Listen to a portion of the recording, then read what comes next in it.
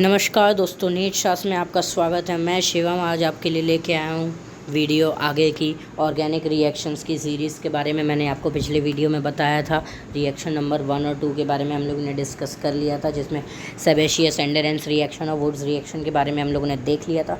आज हम लोग आगे बढ़ते हैं, जिसका नाम है ग्रूव्स प्रोसेस। ग्रूव्स प्रोसेस के बारे में हम लोग बात करेंगे। इसमें रिएक्टेंट्स आप देख रहे हैं, वीडियो अंत तक जरूर देखिएगा, काफ़ी रोचक चीज़ें आपको पता चलेंगी, बहुत ही नए फैक्ट्स पता चलेंगे। क्योंकि ग्रूव्स प्रोसेस आपने देखा होगा एनसीईआरटी में भी 1-2 लाइन में दी हुई है। बहुत ही छोटी रिएक्शन के तरीके से बताया गया है ये, लेकिन बहुत ही कुछ रोचक फैक्ट्स हैं इसके बारे में। इसके आगे मैं और एक रिएक्शन डिस्कस करूँगा, जिस रिएक्शन का नाम होगा डायजन्स मेथड। ठीक है। और मैंने एक चीज़ डिसाइड की है कि हम लोग पढ़ाई के साथ साथ थोड़ा मनोरंजन करेंगे, क्योंकि मनोरंजन के साथ चीज़ें अच्छे से याद होती हैं।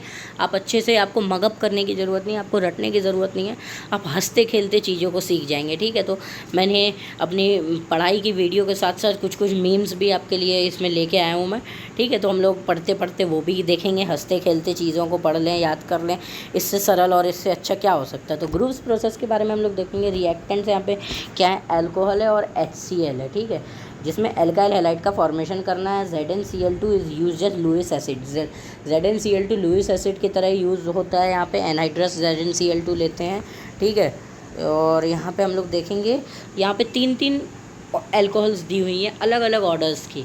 एक प्राइमरी है, सेकेंडरी है, टर्शियरी है। तीनों HCl से ट्रीट किया गया है इन प्रेजेंस ऑफ ZnCl2। ठीक है। प्राइमरी अल्कोहल को हम लोग देख रहे हैं HCl और ZnCl2, ये दोनों का ज़रूरत है, तब ये CH3CH2Cl का फॉर्मेशन कर रहा है। ठीक है। आप देख रहे हैं यहाँ पे सेकेंडरी अल्कोहल में भी सेम केस हो रहा है। ठीक है। सेकेंडरी अल्कोहल में भी हमने देखा यहाँ पे ZnCl2 का ज़रूरत पड़ रहा है, लेकिन ZnCl2 का ज़रूरत नहीं पड़ रहा है टर्शियरी अल्कोहल में। टर्शियरी अल्कोहल HCl से डायरेक्टली जल्दी ही ट्रीट हो जा रहा है और यहाँ पे ये फॉर्म कर ले रहा है। ठीक है। प्रोडक्ट फॉर्म कर रहा है। Readily reacts with 3 degree alcohol. यहाँ पे मैंने अपने जो भी स्टडी मटेरियल को मैं पढ़ा रहा हूँ, उसमें ईच एंड एवरी पॉइंट को मैंने यहाँ पे स्टार मार्क करके पॉइंट किया हुआ है।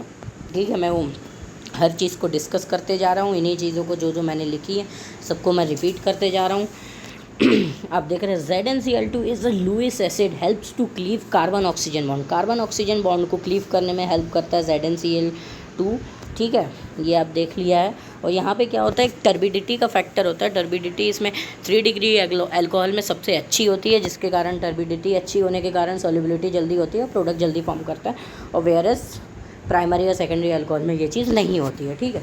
ये आप देख रहे हैं मैकेनिज़्म, आपने यहाँ पे देखा RCH2OH, यहाँ पे प्राइमरी अल्कोहल लिया है ZnCl2, तो यहाँ पे ये फॉर्मेशन हो रहा है एक कॉम्प्लेक्स एक इंटरमीडिएट का फॉर्मेशन हो रहा है, जिसमें RCH2 कार्बोकैटायन प्लस चार्ज यहाँ पे फॉर्म हो रहा है और ZnCl2OH- का एक कोऑर्डिनेशन कंपाउंड बना है और यहाँ पे क्लोराइड से रिएक्ट करके RCH2Cl बनाया गया है। ठीक है। यहाँ पे आप देख रहे हैं टर्शियरी अल्कोहल क्यों रेडिली रिएक्ट करता है, इसका एक रीज़न है। यहाँ पे CH3, यहाँ पे 3 मिथाइल ग्रुप हैं, जो तीनों मिथाइल ग्रुप क्या दे रहे हैं, प्लस आई इफेक्ट दे रहे हैं।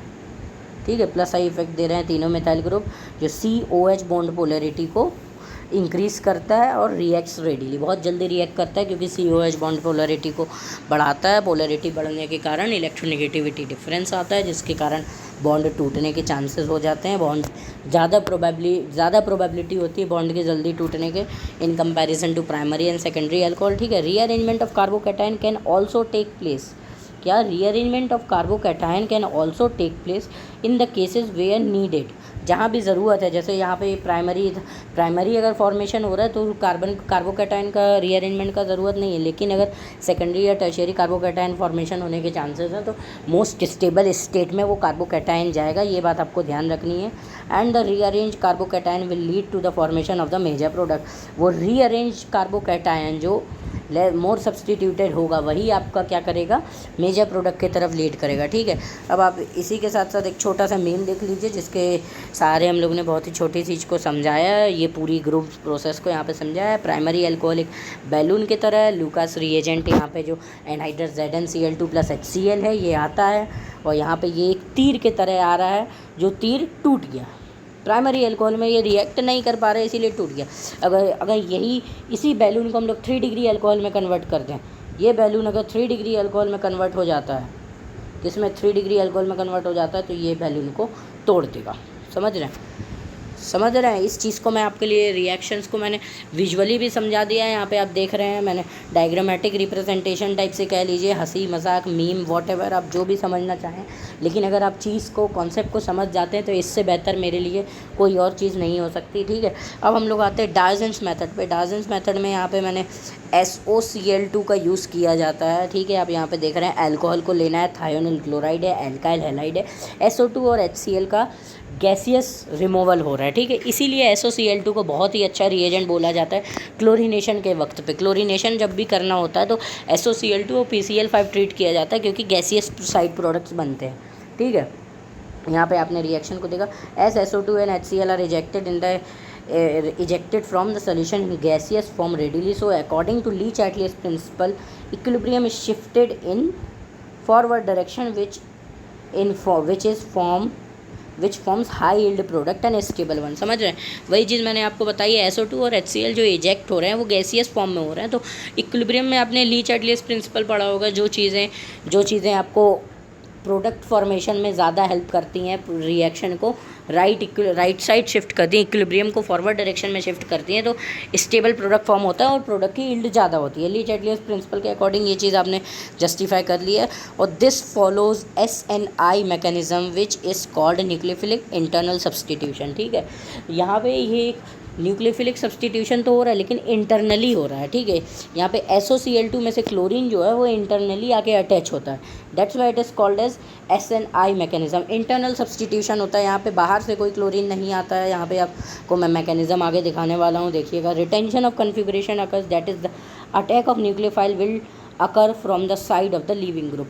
न्यूक्लियोफाइल का जो अटैक होगा वो माफ़ कीजिएगा नेगेटिव कह रहा हूँ, न्यूक्लियोफाइल का जो अटैक होगा वो उसी साइड से होगा जिस साइड से लीविंग ग्रुप लीव हो रहा है। ठीक है, अब आप यहाँ पे मैकेनिज्म देख लीजिए, न्यूक्लियोफाइल जनरेटेड इंटरनली। ठीक है, ROH है, यहाँ पे SOCl2 है, यहाँ पे SOCl2 क्लोरीन इधर R पे जाएगा, ये बॉन्ड टूटेगा SO2। ठीक है, आप देख रहे हैं यहाँ पे ये न्यूक्लियोफाइल इंटरनली जनरेट हो रहा है और यहाँ पे ये फॉर्मेशन कर रहा है। यहाँ पे आप स्टीरियो केमिस्ट्री देख रहे हैं, OH जिस साइड था क्लोरीन भी उसी साइड लगा, यहाँ पे आपने देखा, यानी कि कॉन्फ़िगरेशन का रिटेंशन हो रहा है। स्टीरियो केमिस्ट्री को भी यहाँ पे हमने दिखा दिया रिएक्शन की।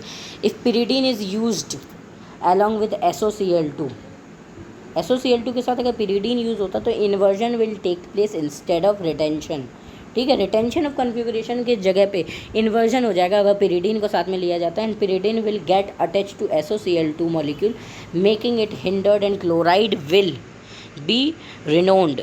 Chloride will be removed as external nucleophile and attack from back side and inversion would occur. Inversion हो जाएगा यहाँ पे जब पिरिडीन होगा तो पिरिडीन और क्लोरीन एक साथ SOCl2 अटैच हो जाएंगे, मॉलिक्यूल हिंडर्ड हो जाएगा, जिसके कारण क्लोराइड को क्या है पीछे से आके अटैक करना होगा, ना कि फ्रंटल साइड से।